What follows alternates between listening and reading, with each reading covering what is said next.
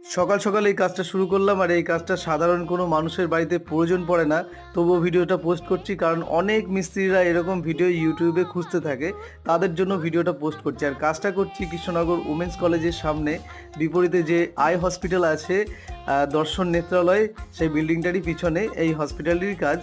বন্ধুরা, যেখানে দিনে 10,000 লিটারের জলের প্রয়োজন পড়ে সেসব জায়গাতেই এরকম স্ট্যান্ডগুলো তৈরি করতে হয়। এই বিল্ডিংয়ের ওপরে কিন্তু জল ট্যাঙ্ক বানানো আছে, তবুও শর্ট হয়ে যাচ্ছে, তাই ডাক্তারবাবু এটা আলাদাভাবে তৈরি করে নিচ্ছে।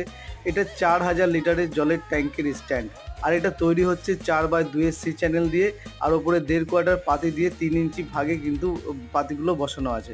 আর খুঁটি হবে 6টা, মাঝের খুঁটিটা এখনও বসানো হয়নি, তবু বসাবো একটু পরে। এখানে দরজাটার জন্য মাঝের খুঁটিটা বসাতে একটু অসুবিধা হচ্ছে, তাই আমরা পরে এটা বসিয়ে দেবো। সকাল 8টা থেকে শুরু করেছিলাম, আর বিকাল 4টে পর্যন্ত কিন্তু এগুলো সব হয়ে গেল। তারপরের দিন কিন্তু আমরা পেন্টের জন্য লোক নিয়ে এসেছিলাম।